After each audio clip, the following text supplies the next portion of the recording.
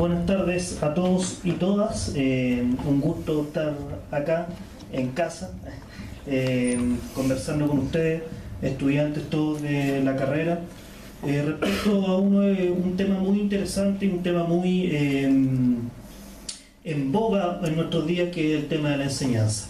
Nos encontramos en una realidad, nos encontramos en una coyuntura en donde la educación está puesta en el ojo de la ciudadanía, en el ojo de la política, también siendo mirada con lupa, tanto en términos de su administración como también en términos de la enseñanza. Y en ese sentido, hoy día la enseñanza de la historia cobra una relevancia muy importante, ya que a nosotros como profesores de historia nos implica un nuevo desafío y se nos pide una nueva responsabilidad. Y esa responsabilidad está asociada a las coyunturas que han acaecido, que han estado en los últimos meses en la palestra.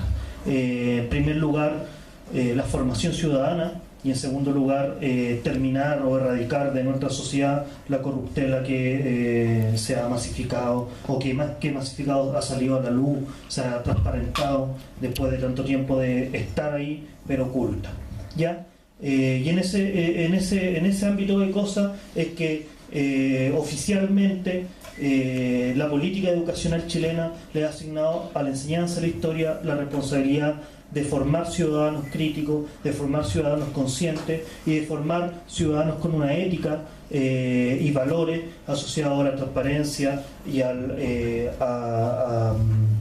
decirlo en palabras simples, no ser ladrones de cuello y corbata como lo hemos visto en el último tiempo. Y en ese sentido vamos a presentar o vamos a conversar un poco respecto a la puesta en escena de las bases curriculares, y particularmente un elemento de las bases curriculares que es el desarrollo del pensamiento social, ¿ya? ¿Podría cambiarlo? Gracias, Ceci. En primer lugar, establecer algunos elementos asociados a las bases curriculares. Muchos de los que están acá presentes, particularmente los estudiantes que están ya en sus procesos de práctica, ya están familiarizados con las bases curriculares.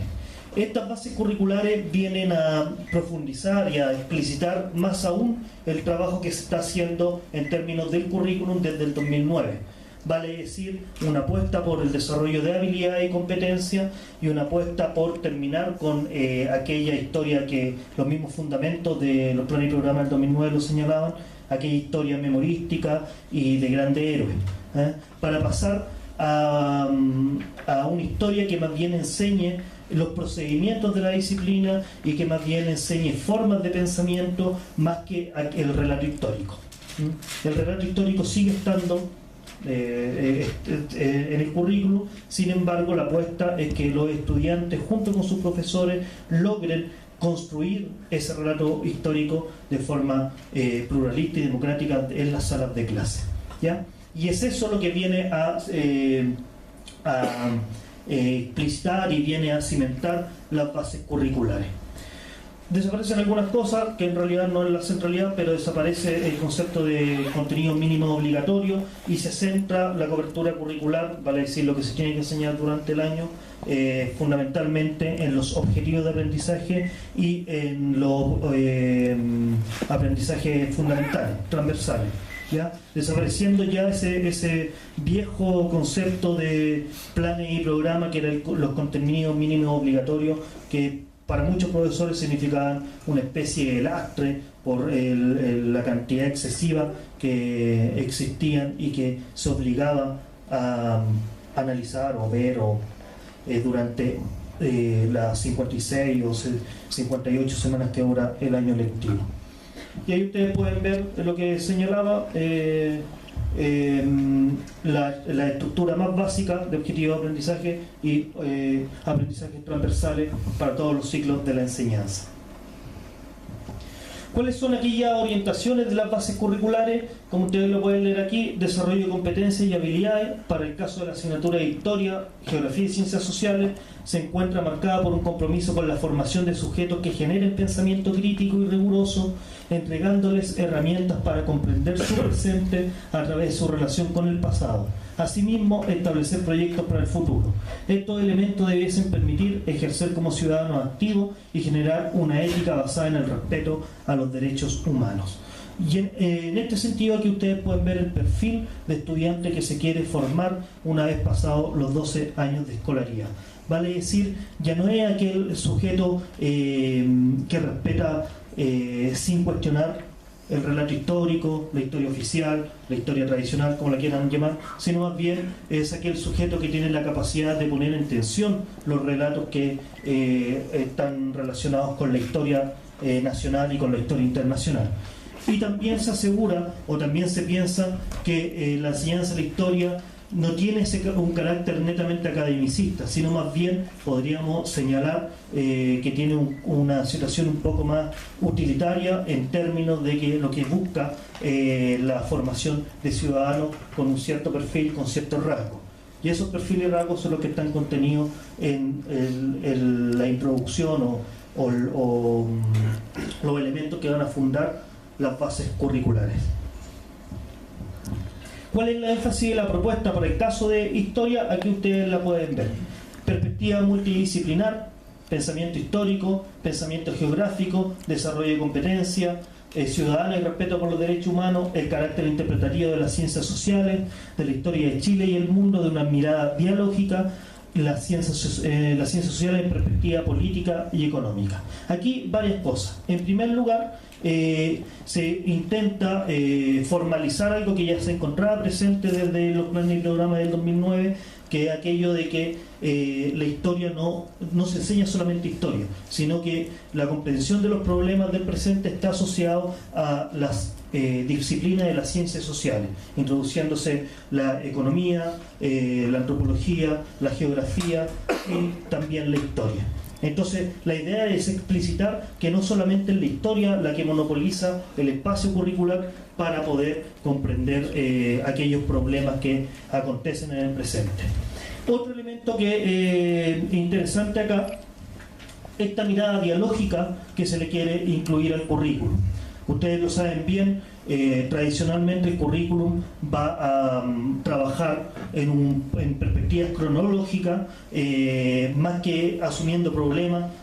Tradicionalmente son temas los que se iban asumiendo y fundamentalmente el hilo conductor era la cronología. Esa cronología lineal que decía que primero había que enseñar la Edad Media, después la Edad Moderna, después la contemporánea y primero en términos internacionales o mundiales, desde una mirada mucho más tradicional, y después se pasaba en los últimos 2 o 3 años de la educación media a entender los mismos problemas, pero para el caso de la historia de Chile. Con esta nueva mirada, lo que se busca es fundamentalmente ir interrelacionando los problemas y ya no pensar tanto en temas, sino, como lo decía recién, en problemas. Entonces se estudian los problemas como el imperialismo en su vertiente internacional y en su vertiente nacional. Eso ya trae toda una transformación en la cobertura curricular, en los contenidos y en la propuesta didáctica que uno debiese llevar adelante para entender estos problemas de esta forma. ¿Ya? La implementación de las bases, en primer lugar, el año 2012, cuando aparecen y se publican las bases, la primera etapa estuvo de primero a sexto básico, con una implementación completa, donde se cambia rápidamente la red de contenido, se cambia los énfasis en los objetivos de aprendizaje y se cambia la perspectiva de la comprensión histórica. Eso trajo bastantes problemas fundamentalmente para los profesores y profesoras de primer ciclo básico por no estar al corriente de esta perspectiva, que es mucho más metodológica y que desarrolla más habilidades procedimentales respecto a la historia. Y en ese sentido, esa formación más tradicional que tenían los profesores de educación básica termina hasta el día de hoy impactando respecto a cómo abordan el currículum actual. Y una segunda etapa que se pone este año, en enero, se publica de bases curriculares de séptimo básico a segundo medio. En una primera aproximación, tanto partían de primero básico hasta segundo medio, en una pura puesta en marcha. Sin embargo, se esperó durante 2 o 3 años la puesta en marcha de séptimo segundo medio, y eso fundamentalmente por las recomendaciones que hace el Consejo Nacional de Educación, que no se encuentra conforme con los planteamientos de las bases curriculares y detiene durante más de un año al Ministerio de Educación en esta puesta en marcha de esta segunda etapa. Y esas recomendaciones que hace el Consejo están fundamentalmente asociadas a la cantidad de horas versus la cantidad de objetivos de aprendizaje a desarrollar con los estudiantes. Entonces, si bien desaparecen los contenidos mínimos obligatorios, que eran enormes, aparece una lista gigante de objetivos de aprendizaje que es mucho más complejo de cumplir, ¿ya? Después de ajustes que duran más de un año, el Ministerio establece, y el Consejo está de acuerdo, en que hay una reformulación, se baja la cantidad de objetivos de aprendizaje y se asegura, teóricamente, que en una jornada de 33 horas, vale decir una media jornada escolar, se podría abordar todo el currículum en un año lectivo, ¿ya? Si bien los planes y programas y las bases curriculares son parte de un continuo, o sea, no es un cambio radical en cuanto a la propuesta, el ordenamiento de los contenidos y los énfasis van a ser trastocados. Y lamentablemente, por culpa de que estos dos no fueron puestos en marcha inmediatamente, hay un trabajo que se tuvieron que hacer los profesores y que hasta el día de hoy tienen que hacer, que es trabajar con planes y programas y con bases curriculares al mismo tiempo, cosa que tiene un contra que no asegura la progresión de habilidades a lo largo de los 12 años de escolaridad, porque la mitad de los cursos estaban hasta el año pasado con bases curriculares y la otra mitad con planes y programas. Entonces se produjo un desfase que hasta el día de hoy no se ha solucionado. Ya, ¿qué son las habilidades de pensamiento social?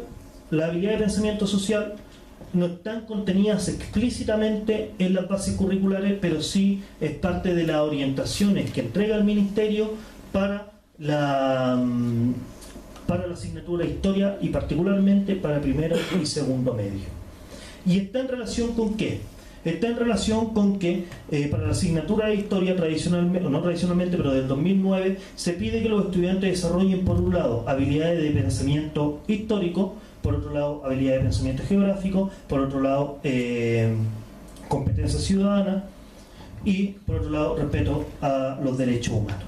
Para unificar esos criterios se establece que cada una de estas habilidades de pensamiento se concentran en uno solo, que son las habilidades de pensamiento social, y que además están pensadas para que el estudiante tenga la capacidad de desarrollar autonomía, reflexión y análisis crítico. Ahí ustedes pueden ver el Minedu que establece que es un conjunto de habilidades cognitivas que permiten a las y los estudiantes comprender su mundo, sus orígenes, y que les proveen de instrumentos para intervenir consecuentemente en su construcción.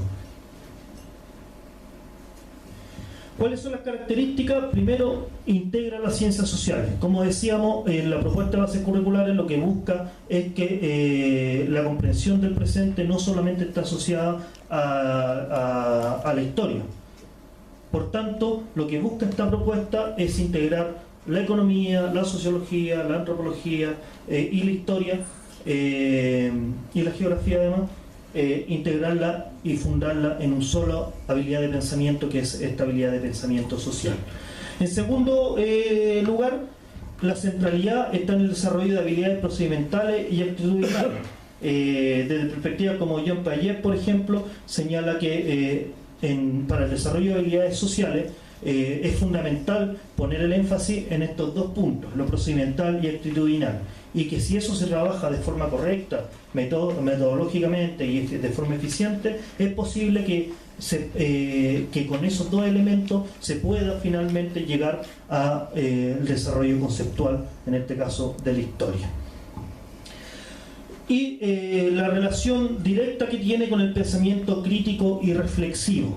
Y en ese sentido se propende a que los profesores establezcan estrategias didácticas que estén asociadas fundamentalmente con el desarrollo del pensamiento crítico y reflexivo. Y ahí ustedes también saben bastante bien que hay toda una serie de estrategias, toda una serie de metodologías de trabajo asociadas a lo procedimental, a lo actitudinal para el caso de la historia y las ciencias sociales. Ya, esto en realidad son dos definiciones que están relacionadas con la forma de trabajo y con el perfil de estudiante que se formaría al desarrollar estas habilidades de pensamiento social. En la primera, el estudiante desarrolla el pensamiento social cuando tiene la posibilidad de investigar sobre la naturaleza de los procesos y fenómenos sociales, históricos, económicos, políticos y geográficos, a través de una problemática que le permita movilizar las habilidades de contextualización, de temporalidad y espacialidad y la identificación de la multicausalidad. Ya ustedes pueden darse cuenta que acá se piensa en estrategias mucho más activas, donde el estudiante tiene la centralidad de generar conocimiento dentro de la sala de clase, y en ese sentido también la idea es que la historia y las ciencias sociales sirvan como herramientas para entender el presente.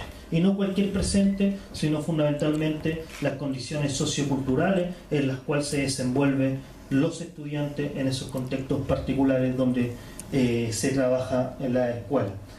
Y la idea de la movilización de las habilidades para convertirla en aprendizaje significativo. Ya lo establece por ahí Pernu, movilizar las habilidades va a repercutir positivamente en generar aprendizaje significativo y profundo en nuestros estudiantes. Segundo lugar, fundamentalmente cobra relevancia para el caso de la enseñanza de la historia, generar sentido crítico a partir del análisis de la realidad cultural, geográfica, económica, política y social que lo circunda, y establecer una relación consciente y participativa con el entorno que se desarrolla su existencia.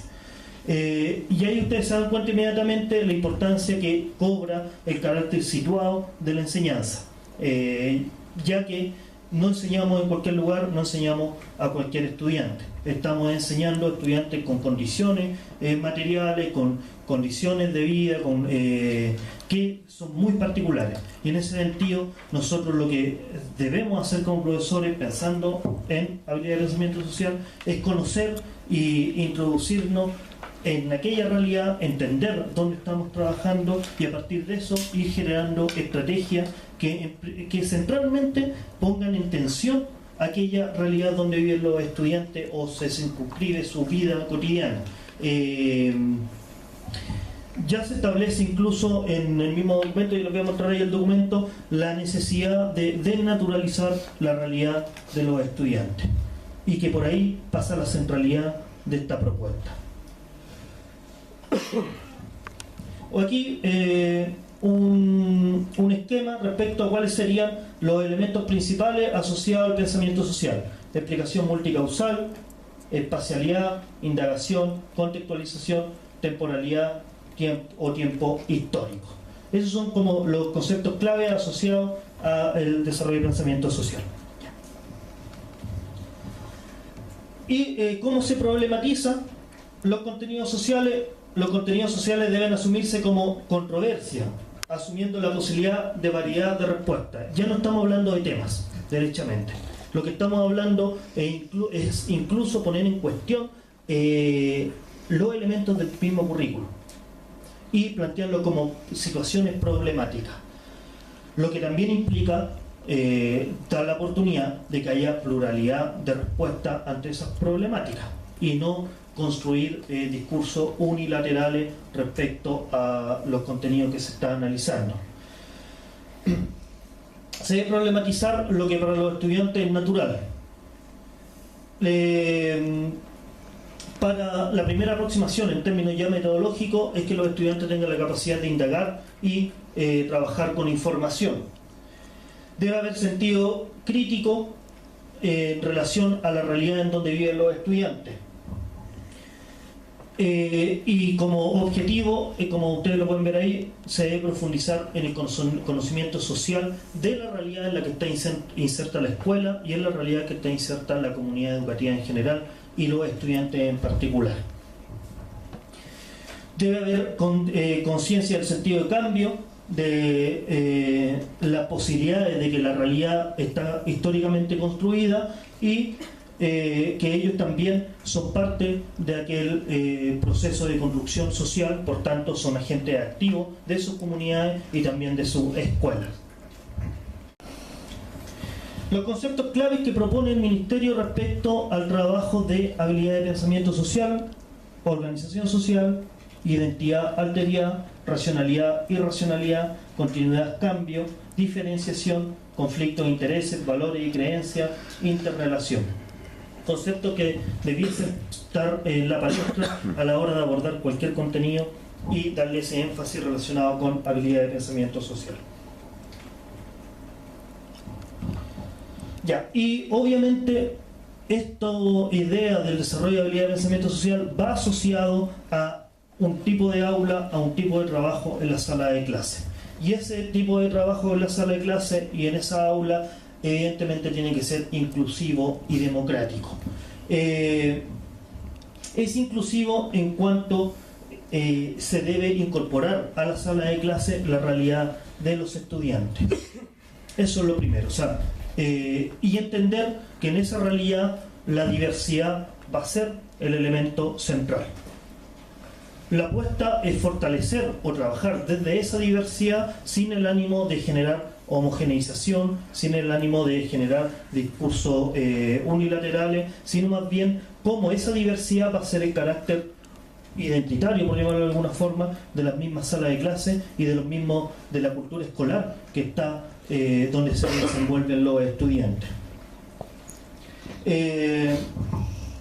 La contextualización, nuevamente, se repite, el carácter situado de la enseñanza resulta una situación fundamental y central. Y es evidente que para trabajar de esta forma se necesitan espacios democráticos.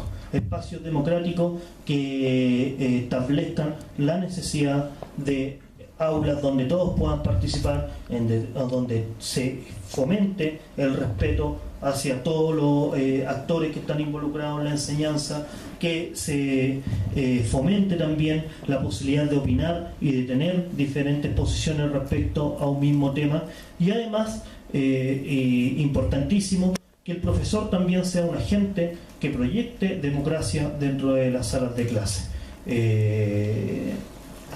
Con querer o sin querer, muchas veces los profesores terminan convirtiéndose en un agente más bien autoritario dentro de las salas de clase, terminan imponiendo ciertas lógicas tradicionales que más bien tienen relación con mantener la disciplina, con el control, con, no sé, situaciones como esa. Todos esos elementos juegan en contra al desarrollo de estas prácticas. Por tanto, si nosotros queremos una sala democrática, el primer actor democrático en esa sala tiene que ser el profesor, porque es él el que lidera lo que se está haciendo en la sala de clase.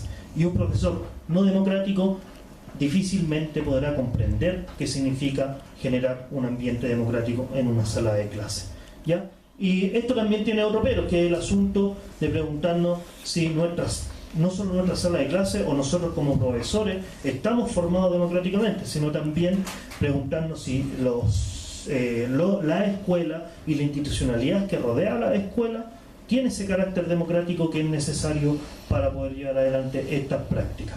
De ahí habría que entrar a un profundo análisis de cuáles son las prácticas, tanto administrativas, pero también las prácticas culturales que se van haciendo carne en nuestra escuela.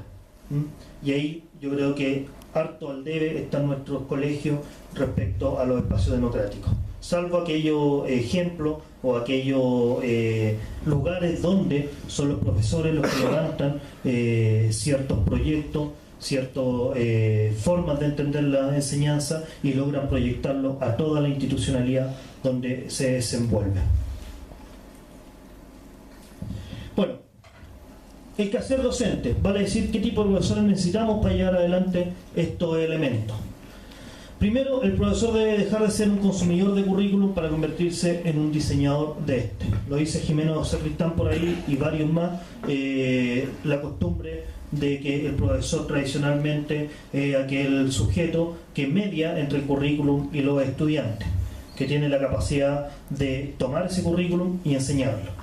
Aquí estamos hablando de otro tipo de profesor que no solamente tiene la capacidad de enseñar un currículum, sino que tiene la capacidad de contextualizar ese currículum, reflexionar sobre ese currículum y entender qué es lo fundamental a enseñar de ese currículum.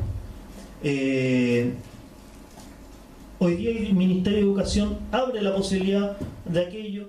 En términos formales, establece que las bases curriculares son, como bien lo dice la palabra, son bases. Y desde ahí los colegios tienen la posibilidad de generar sus propias estructuras curriculares acorde a la cultura escolar donde se desenvuelven. Sin embargo, en la práctica, esa misma libertad que entrega el Ministerio se ve coartada por una serie de cortapisas asociadas fundamentalmente a algo que ustedes también deben ya oler y dilucidar, que es la abundancia o el abundamiento de trabajo burocrático que está asociado a hacer cualquier tipo de cambio en términos curriculares. Lo que termina implicando que los profesores, a pesar de las buenas intenciones, a pesar de la conciencia de estos elementos, terminan replicando el currículum nacional tal cual para evitar estar a contratiempo, para evitar sobrecargas laborales, para evitar trabajo que finalmente termina convirtiéndose muchas veces en papeleo que queda guardado en una carpeta y que nadie más ve. ¿Ya? Comprender el carácter situado de la enseñanza, prácticas pedagógicas que no son aplicativas. Ustedes ya también más o menos conocen aquel lenguaje. Apelar a que el currículum y la estrategia didáctica asociada a la concreción en el aula sean más bien reflexionadas en función a ese carácter situado. Los modelos o las recetas prefabricadas nunca van a tener buen puerto, y eso ustedes lo saben bastante bien. Los modelos y las recetas solamente son una guía, son una luz que nos ayuda a entender por dónde debiésemos ir avanzando, pero que se transforman, se reflexionan, se reestructuran, se amoldean, se reconfiguran en función de nuestros estudiantes en particular y de la sala de clase en particular también donde estamos desenvolviéndolo. Por eso el carácter situado termina siendo central para entender cómo debemos trabajar. Se necesita un conocimiento disciplinar profundo, ¿ya? No porque estemos hablando de estrategia didáctica significa que lo que estamos buscando es que los profesores sepan cómo enseñar, pero no tengan idea de qué es lo que están enseñando. Hoy los requerimientos curriculares son de carácter académico. Vale decir, nosotros como profesores de historia lo que enseñamos no es solo el relato, la idea es no ser el relato dado, sino más bien es interiorizar a los estudiantes en aquellas formas de pensamiento asociadas a la disciplina histórica, aquellas formas de trabajo que están asociadas a la disciplina histórica, profundizar en los problemas centrales que competen a nuestra disciplina y cómo eso se encarna en un elemento que es propio de la escuela, que es entender la realidad. Y para eso se necesitan profesores altamente formados en ese espacio y una racionalidad didáctica también bien desarrollada.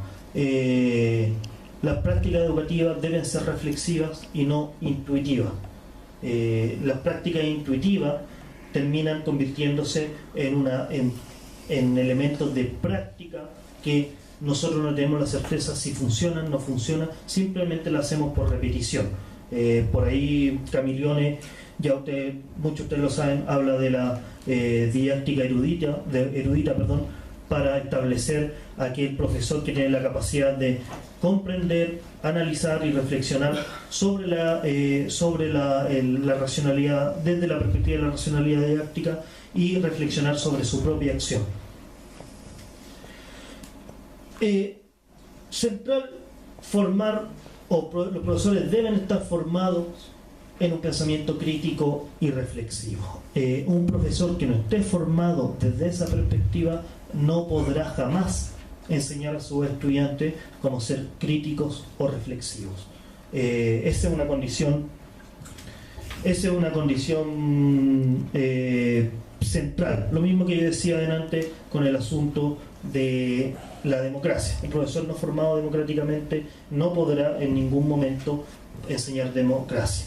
Entonces, profesores que más bien naturalizan la realidad, reproducen discursos, tienen un carácter autoritario, entienden la historia de una forma tradicional, difícilmente se podrán acercar de forma eficaz a estos elementos asociados al pensamiento crítico y reflexivo. Y, por último, comprender la enseñanza en una perspectiva democrática. El aula tiene que ser un espacio democrático en donde todos pueden donde todos tienen la capacidad de opinar, de establecer discursos, de poner en cuestión otros discursos, y por tanto el aula tiene que ser un espacio donde se fomente el trabajo colaborativo, donde se fomente el desarrollo de conocimiento de forma colectiva, y para eso el profesor tiene que jugar un rol central como líder de aquellos elementos. Ya, algunos comentarios finales. En primer lugar, se debe destacar el carácter reflexivo y crítico que se refleja en la enseñanza de la historia. La apuesta está en algo que está al día con los nuevos tiempos, que está al día con la bibliografía, que está al día con las exigencias sociales, que es generar pensamiento crítico y reflexivo, y la importancia que cobra la historia para ese pensamiento crítico y reflexivo.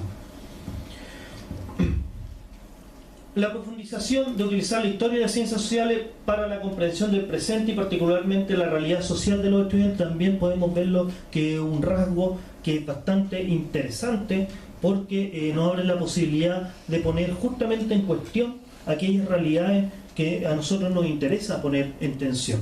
Recordemos que sus prácticas en la escuela se hace fundamentalmente en colegios vulnerables, en colegios bastante despojados, donde el Estado no quiere meterse mucho, en donde los profesores tienen que hacer el doble de esfuerzo para desarrollar cualquier cosa.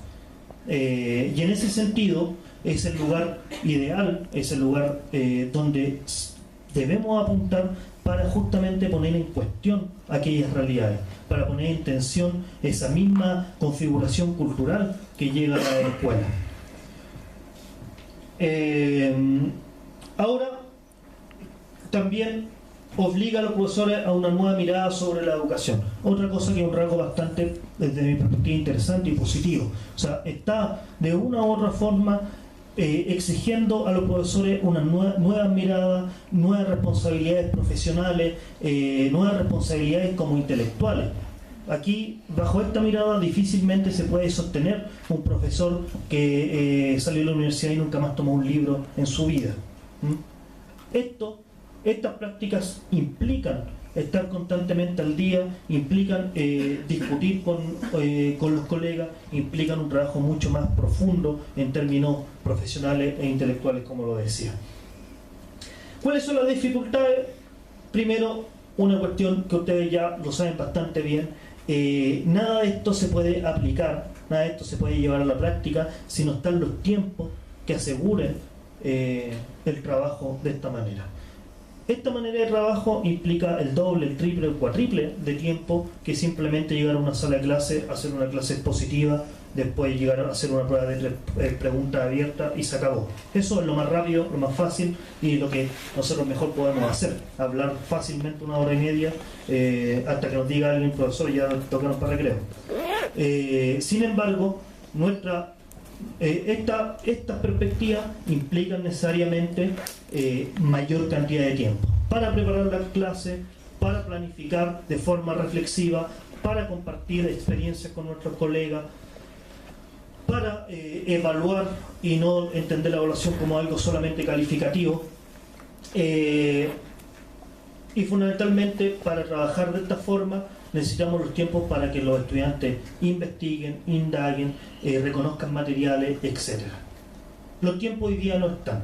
Nosotros tratamos de llevar esto adelante y a la segunda y tercera semana ya nos vamos a ver invadidos por la necesidad de que hay que hacer una cosa, otra cosa, que nos estamos atrasando, que tiene que estar la nota, etc. Cosas que ustedes ya perciben, ya conocen. Sin los tiempos que están asociados a los agobios laborales que ustedes también conocen y con condiciones laborales más bien precarias, es difícil llevar adelante estas perspectivas. No imposible, pero sí difícil. Tiene que haber un compromiso del profesor y la institución por desarrollar una cultura democrática. Un profesor versus 40 profesores, un director, un jefe de UTP, que no tengan ningún ánimo de transformar su institución en una institución democrática, difícilmente llegará a buen puerto. Las iniciativas están, los profesores con ganas de cambiar la situación están. El problema es que uno se encuentra bajo una administración que no favorece prácticas democráticas. Hoy día sí se puede cambiar esa situación. Sin embargo, no es un elemento que van a hacer desde verticalmente, horizontalmente, ¿sí? Ya. Vertical. Ya. No van a ser verticalmente desde la administración central hacia abajo. Derechamente la administración central, los directores, los sostenedores, los jefes de UTP no van a apostar por una escuela democrática. Sin embargo, cuando los profesores se reúnen, conversan, trabajan comunitariamente, terminan presionando a las instituciones para formalizar las prácticas democráticas. Entonces, en ese sentido no hay nada perdido, pero se necesita ese compromiso por la democracia. Y finalmente, la formación de profesores. Y la formación de profesores tiene que estar al día con estos elementos. Una formación de profesores donde se apela a lo aplicativo, donde se apela a lo tradicional simplemente, a donde se apelan a otros elementos lejanos a esto, difícilmente tendrán la posibilidad de insertarse o de llevar adelante este tipo de práctica. Formación de profesores que debe ser reflexiva, crítica y con una convicción profunda en el elemento de profesionales e intelectuales. Sin esos elementos tampoco es posible llevar adelante estas prácticas. Bueno, yo lo dejaría hasta acá. Muchas gracias por su atención.